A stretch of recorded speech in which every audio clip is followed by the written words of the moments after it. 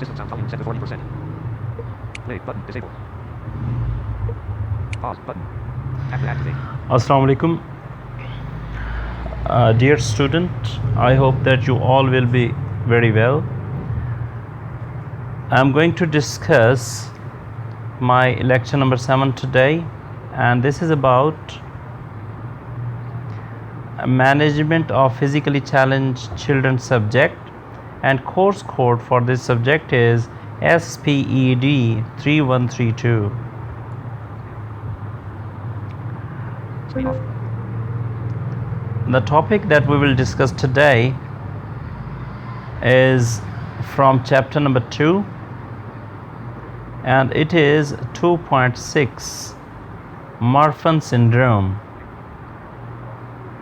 But before starting the topic, I would like to discuss about our previous lecture, which was lecture number 6, and it was about arthritis and spinal muscular atrophy. Spinal muscular atrophy का हमने यकीनन ये discuss किया था कि it is the motor problem which occurs due to neurons deficiency. इस वजह से वो न्यूरोलॉजिकल डिसऑर्डर में आता था.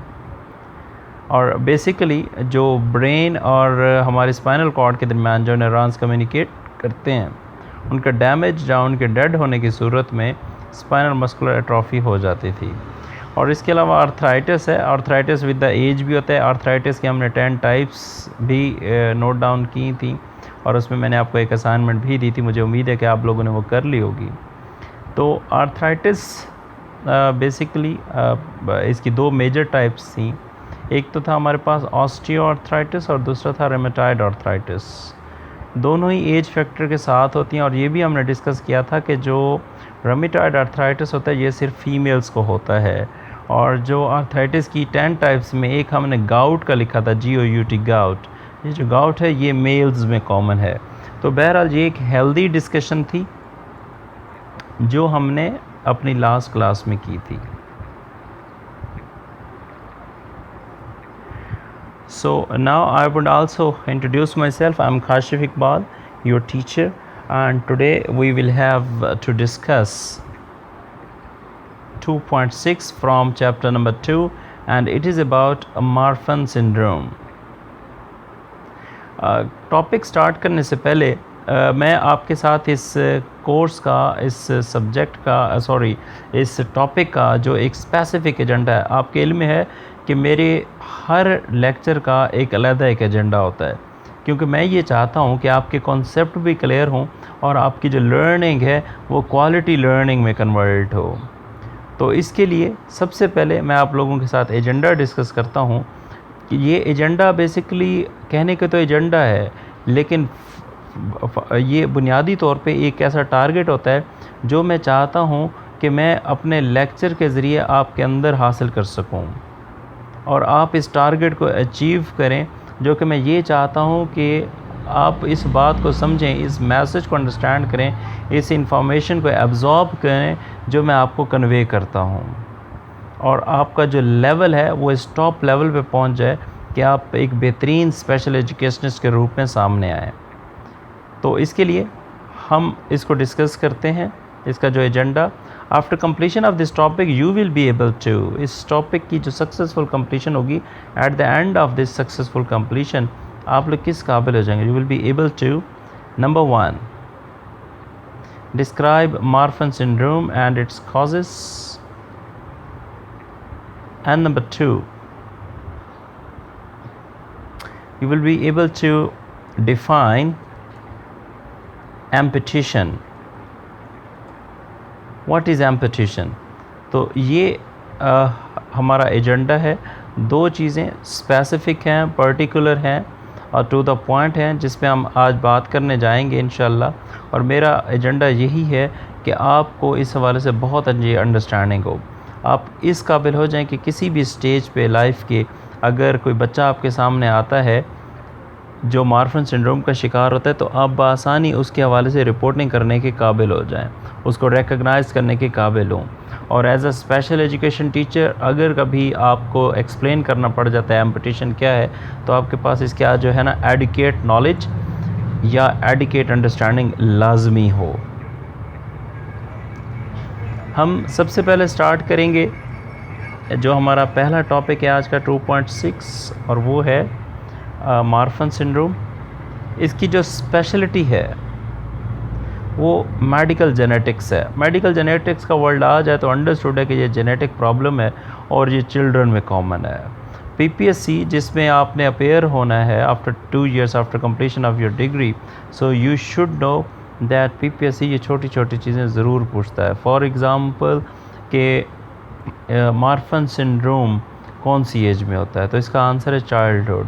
और यकीनन ये आपके मिड टर्म का एमसीक्यू भी बहुत अच्छा बन सकता है। इसके अगर सिम्टम्स की बात की जाए, सिम्टम्स क्या हैं? नॉर्मल से काफ़ी हद तक इसमें जो बच्चे होते हैं उनका कद लंबा होता है, टॉलर होते हैं, टॉलर देन नॉर्मल। और जो बिल्ड होती है वो थिन होती है, पतले होते हैं बहुत ज़्यादा। लॉन्ग आर्म्स, बाजू लंबे होते हैं, और फिंगर्स और लेग्स भी लंबी होती हैं। ये जो फिंगर्स या टोज़ होते हैं ना, ये फ्लेक्सिबल होते हैं, लचकदार होते हैं। मार्फन सिंड्रोम की वजह से कॉम्प्लिकेशंस क्या होती हैं? स्कोलियोसिस होता है,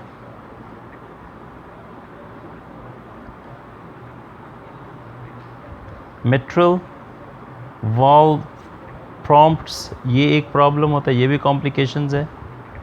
नंबर 3, एओर्टिक एन्यूरिज्म, ये 3 इसकी कॉम्प्लिकेशंस हैं। इसका जो ड्यूरेशन है मार्फन सिंड्रोम का, वो शॉर्ट टर्म नहीं है, वो लॉन्ग टर्म है, लंबे अरसे के लिए ये प्रॉब्लम रहता है। अब अगर इसकी कॉजेज़ की बात की जाए, जो कि हमारे लिए बहुत इम्पॉर्टेंट है अंडरस्टैंड करना, नंबर 1 जेनेटिक प्रॉब्लम है, यानी कि ट्रांसफ़र होता है, इनहेरिटेड जेनेटिक है, जीन्स में इशू है। दूसरे नंबर पे ऑटोसोमल डोमिनेंट। ऑटोसोमल डोमिनेंट से मुराद ये है कि क्रोमोसोम्स, जो मैंने पहले लास्ट लेक्चर में डिस्कस किया कि मेल फीमेल 23 ईच, 46 नॉर्मल, तो ऑटोसोमल डोमिनेंट में किसी एक के डोमिनेंट होते हैं, या मेल के डोमिनेंट होंगे या फीमेल के डोमिनेंट होंगे, और ये वो डोमिनेंट होगा जिसमें प्रॉब्लम होगा। इसका जो डायग्नोस्टिक मेथड है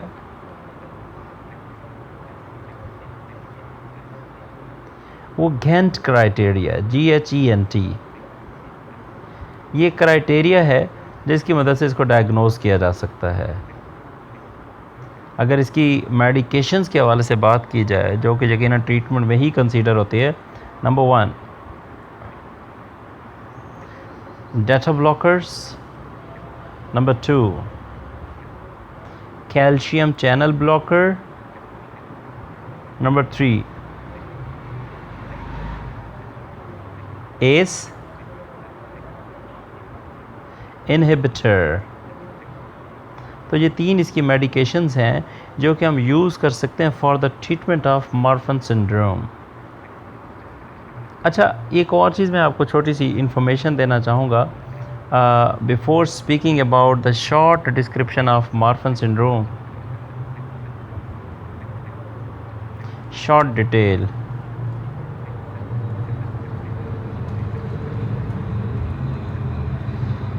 वो ये है कि जो मार्फन सिंड्रोम है ये जेनेटिक डिसऑर्डर है कनेक्टिव टिश्यू का। सिंड्रोम से मैं आपको ये बता दूं कि सिंड्रोम, जब किसी भी वर्ल्ड के साथ सिंड्रोम लग जाता है, किसी डिसऑर्डर में जब सिंड्रोम आ जाता है, तो सिंड्रोम से मुराद ये है कि इसमें कुछ और भी कॉम्प्लिकेशंस हैं, इसमें कुछ और भी प्रॉब्लम्स हैं। फॉर एग्ज़ाम्पल एक सिंड्रोम है बेशेट सिंड्रोम। अभी बेशेट सिंड्रोम में 3 चीज़ें कॉमन हैं, एक है विजुअल इम्पेयरमेंट, दूसरा है आर्थराइटिस, और तीसरे नंबर पे स्किन अल्सर्स। अभी आप देखें कि 3 मुख्तलिफ फील्ड के स्पेशलिस्ट इन्वॉल्व हो गए। विजुअल इम्पेयरमेंट विजन से रिलेटेड है, और आर्थराइटिस जो है ना वो नी जॉइंट्स आपकी फ़िज़िकली हैंडीकैप फिजियोलॉजिस्ट इससे रिलेटेड है, और स्किन अल्सर्स यकीनन डर्माटोलॉजिस्ट स्किन स्पेशलिस्ट से रिलेटेड है। तो जो सिंड्रोम है, ये जो डिग्री होती है जिसकी वजह जिस डिग्री पे लोग मुतासर होते हैं मार्फन सिंड्रोम में, वो मुख्तलिफ होती है। ये नहीं होती कि कॉमन हो हर बंदे में, हर बंदे की मुख्तलिफ होती है। मार्फन सिंड्रोम का शिकार जो लोग होते हैं वो नॉर्मल से काफ़ी ज़्यादा लंबे होते हैं और पतले भी होते हैं। बाजू और टांगें भी उनकी लंबी होती हैं, ये मैं आपको पहले बता चुका हूँ। फिंगर्स और टोज़ जो है ना वो फ्लेक्सिबल होते हैं। अच्छा, इनके जो जॉइंट्स हैं वो बहुत ज़्यादा फ्लेक्सिबल होते हैं, और ये जो लोग होते हैं ये स्कोलियोसिस का भी शिकार होते हैं, स्कोलियोसिस का भी शिकार होते हैं। इसका जो सबसे मोस्ट सीरियस कॉम्प्लिकेशन है मार्फन सिंड्रोम की, वो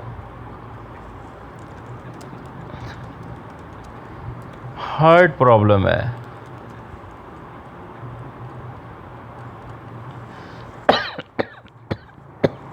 I am sorry, heart problem है और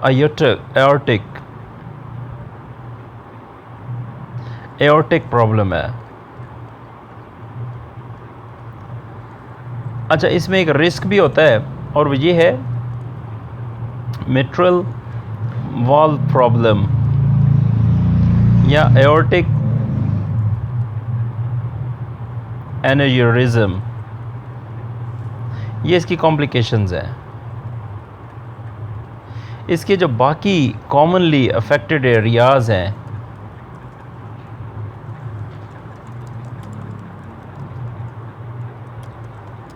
अगर उनकी बात की जाए, वो लंग्स हैं, आइज़ हैं, बोन्स हैं और स्पाइनल कॉर्ड की कवरिंग है। मार्फन सिंड्रोम जो है ये एक जीन है, उसका नाम है FBN1।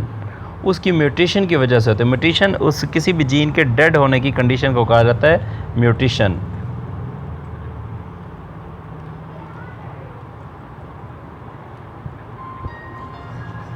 ये एक ऐसा जीन होता है,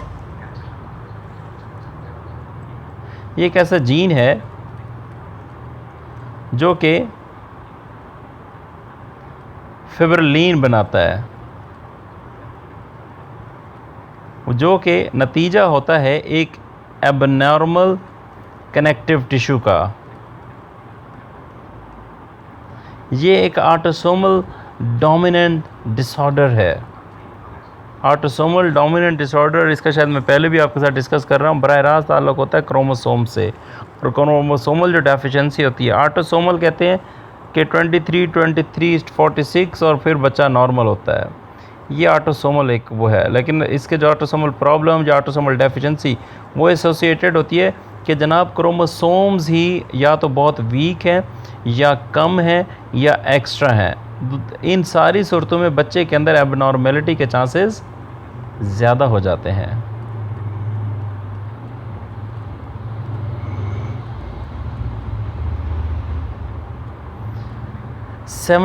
एक रिसर्च के मुताबिक 75% ये जो कंडीशन है ये इनहेरिटेड है फ्रॉम ए पेरेंट, यानी कि वालिदैन में से किसी एक, चूँकि डोमिनेंट की बात हुई है ना, ऑटोसोमल डोमिनेंट प्रॉब्लम, तो या वालिद से शिफ्ट होते हैं बच्चे में या वालिदा से शिफ्ट होते हैं बच्चे में, और इस तरह के केसेस की तादाद 75% इनहेरिटेड होती है। यानी कि 25% आप नेचुरल कह सकते हैं किसी और प्रॉब्लम की वजह से, लेकिन 75% इनहेरिटेड है।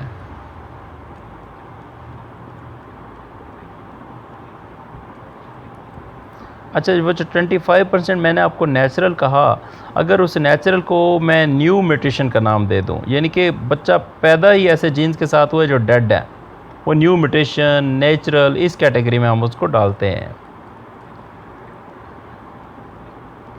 इसका जो डायग्नोसिस है, गैंट क्राइटेरिया है, इसका मार्फन सिंड्रोम का कोई ट्रीटमेंट नहीं है, अभी तक कोई ट्रीटमेंट आया ही नहीं है सामने। कई जो लोग हैं जो मार्फन सिंड्रोम का शिकार होते हैं वो अपनी बिल्कुल नॉर्मल ज़िंदगी गुजारते हैं, लेकिन उसके लिए शर्त एक ही है कि उसका ट्रीटमेंट प्रॉपर लिया जाए। इसकी जो मैनेजमेंट है मार्फन सिंड्रोम की, तो अगर इसकी मैनेजमेंट के हवाले से बात की जाए, उसमें बीटा ब्लॉकर्स, फॉर एग्ज़ाम्पल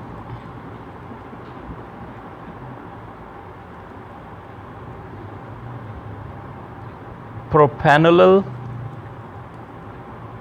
और एथेनोल, और अगर इस पे वो कंप्रोमाइज़ ना किया जाए, कैल्शियम चैनल ब्लॉकर्स भी इसमें यूज़ किए जा सकते हैं, या एस इनहिबिटर्स भी यूज़ किए जा सकते हैं। अच्छा, मार्फन सिंड्रोम में सर्जरी भी ज़रूरत पड़ सकती है।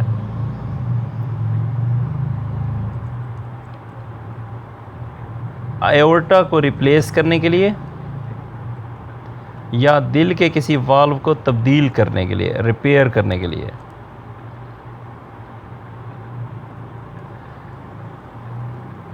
अच्छा, इट इज़ आल्सो रिकमेंडेड कि स्ट्रेनियस एक्सरसाइजेस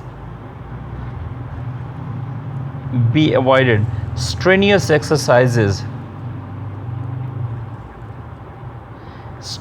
स्ट्रेनियस एक्सरसाइजेस उन एक्सरसाइज को कोई कहा जाता है जो बहुत ज़्यादा थका देती हैं, जिनसे बहुत ज़्यादा पसीना निकलता है। लोगों को शौक़ होता है ना early in the morning exercise करने का, तो एक्सरसाइज उसमें ज़रूर करें, लेकिन वो एक्सरसाइज कभी ना करें जिनको मार्फन सिंड्रोम हो, और चूँकि इनमें स्कोलियोसिस का भी इशू कॉमन होता है, तो अगर ये हैवी एक्सरसाइज करेंगे, स्ट्रेनियस एक्सरसाइज करेंगे, तो उससे इनके लिए प्रॉब्लम बहुत ज़्यादा इंक्रीज़ हो सकता है, डिक्रीज़ होने के बजाय या कंट्रोल होने के बजाय। तो इस तरह के स्ट्रेनियस एक्सरसाइज से हमेशा आपने बचना है।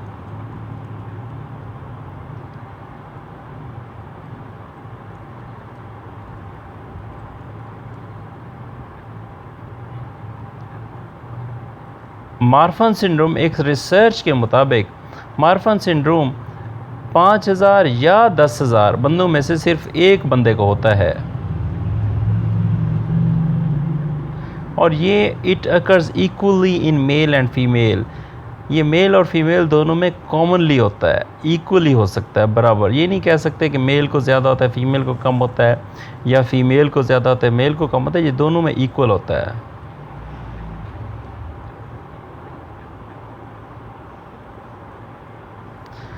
और इसमें ये भी नहीं कहा जा सकता कि मार्फन सिंड्रोम अमेरिका में होता है, पाकिस्तान में नहीं होता, और श्रीलंका में होता है, इंडिया में नहीं होता। नहीं, इसमें एरिया या कल्चर का इससे कोई ताल्लुक़ नहीं है।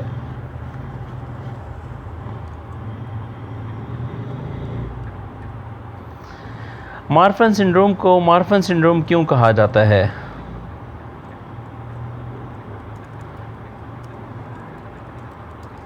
ये हम देख लेते हैं। ये इसको नाम दिया गया था मार्फन सिंड्रोम को, एक बंदे का नाम था एंटोलन मार्फन। ये एक फ्रेंच पीडियाट्रिशियन थे जिन्होंने फर्स्ट टाइम एवर 1896 में इस कंडीशन को डिस्क्राइब किया था। तो ये हमारे पास एक कॉम्प्रिहेंसिव अंडरस्टैंडिंग है मार्फन सिंड्रोम के हवाले से।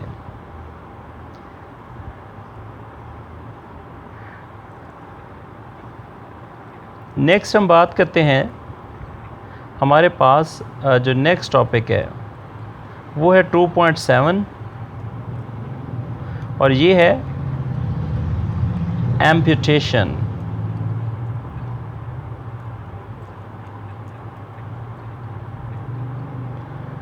एम्पुटेशन की जो स्पेशलिटी है वो सर्जरी है। यानी कि एम्पुटेशन नेचुरल प्रॉब्लम नहीं है। मोस्ट कॉमनली अगर हम किसी चीज़ को 100% पे डिवाइड करें तो मोस्ट कॉमनली जो एम्पुटेशन की कंडीशन होती है ना, वो सर्जरी है। मतलब ह्यूमन खुद इस कंडीशन में अपने आप को डालते हैं एम्पुटेशन में। नेचुरल कम है और जो सर्जरी है वो कॉमन है। तो इसकी जो स्पेशलिटी है वो सर्जरी है, सर्जरी की वजह से आती है। इसका जो ट्रीटमेंट क्या लें, वो फिज़िकल है, मेडिसिन है, फिज़िकल मेडिसिन रिहैबिलिटेशन है। यहाँ पे ये रिहैबिलिटेशन का वर्ड मैंने यूज़ किया है, यकीनन आपके इल्म में होगा, हम पहले किसी लेक्चर्स में डिस्कस कर चुके हैं the difference between habilitation and rehabilitation. Habilitation for the first time, for example एक बच्चा है, नॉर्मल है, आपने उसको ब्रश करना सिखाना है, तो जब आप उसको ब्रश करना सिखाएंगे ये उसकी हैबिलिटेशन है नॉर्मल बच्चे को। यही काम जो नॉर्मल काम है, यही नॉर्मल काम आप जब किसी फिज़िकली हैंडीकैप बच्चे को सिखाएंगे बिकॉज ऑफ हिज डिसेबिलिटी, तो आपको काफ़ी टेक्निक भी चेंज करनी पड़ेगी सिखाने की, और एक डिफरेंट डायरेक्शन, एक डिफरेंट वे से, डिफरेंट अप्रोच से करना पड़ेगा इसी काम को करने के लिए। यानी कि रिहैबिलिटेशन क्या है? Restoration to the normal life. Normal life की तरफ आप उसको कैसे लेके आते हैं, this is called restoration, this is called rehabilitation instead. इसमें एमरजेंसी मेडिसिन्स भी यूज़ की जा सकती हैं अगर पेन ज़्यादा हो। तो एम्पुटेशन है क्या? क्वेश्चन हमारे पास है एक छोटा सा, और वो ये है कि व्हाट इज़ एम्पुटेशन? एम्पुटेशन है क्या? इसकी डेफिनेशन देखेंगे। Amputation is the removal of a limb by trauma, medical illness और सर्जरी। एम्पुटेशन क्या है? रिमूवल है इंसान के किसी लिम्ब का, किसी बॉडी पार्ट का। वो सर्जरी की वजह से भी हो सकता है, इलनेस, मेडिकल इलनेस की वजह से भी हो सकता है, ट्रॉमा भी हो सकता है। तो ये कंडीशंस हैं जिसको हम लोग इलनेस के एम्पुटेशन कहते हैं। एज ए सर्जिकल मैयर, किसी सर्जिकल मैयर के तौर पे it is use to control pain और a disease process in the affected limb. अगर कोई लिम्ब ऐसा हो जो अफेक्ट हो जाए, तो पेन को कंट्रोल करने के लिए या उस डिज़ीज़ से ख़ुद को महफूज करने के लिए ये सर्जिकल प्रोसीजर्स अडॉप्ट किया जाता है। फॉर एग्ज़ाम्पल,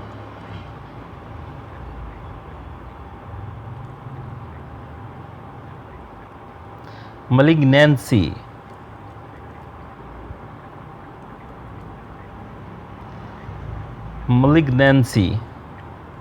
या गैंग्लियन। कुछ केसेस में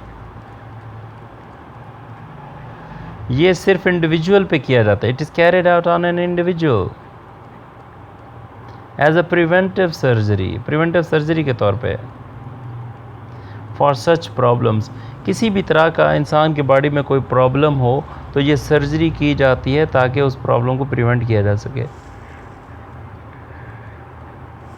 a special case is that, एक स्पेशल केस ऐसा भी है जो कि कॉन्जेनिटल एम्पुटेशन है, यानी कि बच्चा पैदा ही उसी एम्पुटेशन के साथ होता है।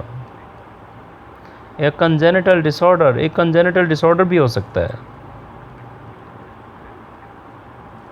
where fetal limb have been cut off by constrictive bands। पहले से वो जो लिम्ब होता है वो कटा होता है। इन सम कंट्रीज़, कुछ कंट्रीज़ में एम्पुटेशन ऑफ द हैंड, यानी कि हाथों को काटना, एम्पुटेशन ऑफ द फीट, पाँव को काटना, और अदर बॉडी पार्ट्स जिसमें के बाकी हिस्से is or was used as a form of punishment, सज़ा के तौर पे यूज़ किए जाते हैं। For people who committed the crimes, जो लोग किसी जुर्म का शिकार होते हैं, जो लोग किसी जुर्म में इन्वॉल्व होते हैं, किसी क्राइम में इन्वॉल्व होते हैं, तो वो फिर एम्पुटेशन एज अ पनिशमेंट उनको लाजमी दी जाती है। और एग्ज़ाम्पल के तौर पे हमारे पास सऊदी अरेबिया की एग्ज़ाम्पल ऐसे है कि वहाँ पे अगर कोई चोरी करता है तो चोरी करने वाले का जो हाथ है वो फ़ौरन काट दिया जाता है। ये एम्पुटेशन की एक ज़िंदा एक मिसाल है।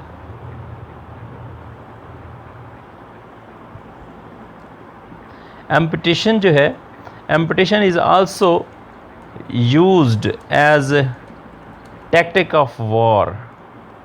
जंग में एम्पुटेशन एक टैक्टिक के तौर पे भी यूज़ की जाती है। एंड एक्ट्स ऑफ टेररिज्म, और दहशतगर्दी का भी। It may also occur as a war injury. ये एम्पुटेशन किसी वॉर इंजरी के तौर पे भी यूज़ हो सकती है। In some cultures and religions, कुछ कल्चर्स और रिलीजन में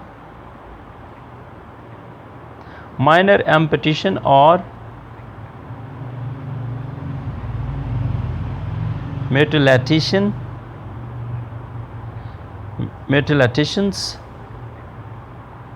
are considered a ritual accomplishment। कुछ रिलीजन्स या कुछ कल्चर में एम्पुटेशन करवाना या एम्पुटेशन का होना उनकी जो रिलीजियस जो कस्टम्स हैं, मज़हबी जो रिवायात हैं या मज़हबी जो अखलाकियात हैं, उनकी जो रिचुअल्स हैं, उसका हिस्सा समझा जाता है। When done by a person, जब किसी बंदे की जानिब से एम्पुटेशन की जाती है, जो आदमी एम्पुटेशन को परफॉर्म करवाता है उसे एम्पुटेटर कहते हैं। तो एम्पुटेटर पर्सन को एम्पुटी भी कहा जाता है। इन द यूएस, अमेरिका में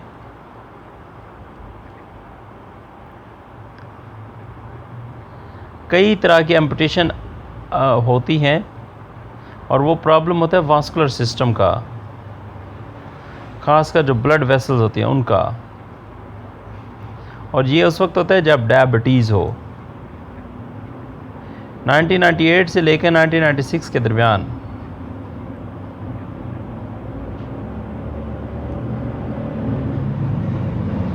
जो एवरेज थी हॉस्पिटल की वो 1,33,735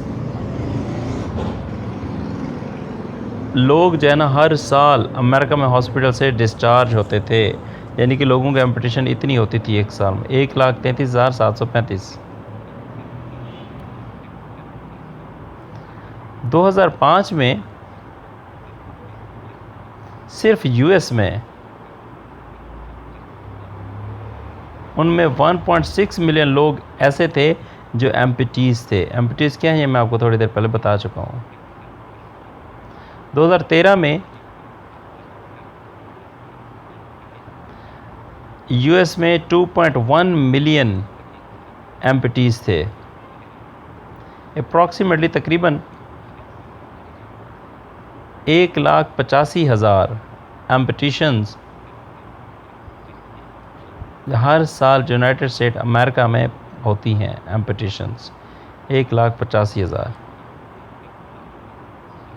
2009 में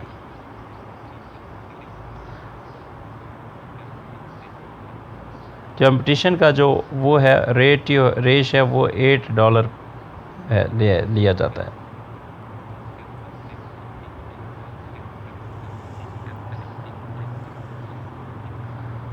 तो जो एस्टिमेट लगाया गया है वो है 3.6 मिलियन पीपल अमेरिका में।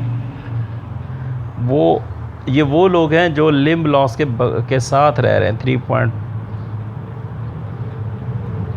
3.6 मिलियन लोग अमेरिका में ऐसे हैं जो लिम्ब लॉस के साथ रह रहे हैं।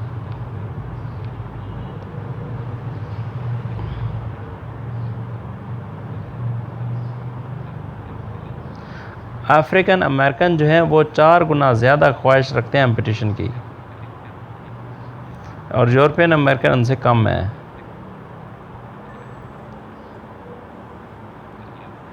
तो ये हमारे पास डिस्कशन है आज की। मुझे उम्मीद है कि आपको ये लेक्चर समझ आया होगा। हमने आज इस लेक्चर में हमने 2 चीज़ें डिस्कस की हैं। एक हमने डिस्कस किया एम्पुटेशन के हवाले से, दूसरा हमने डिस्कस किया Marfan syndrome. Thank you very much. Set goal 18. Charging goal 88%.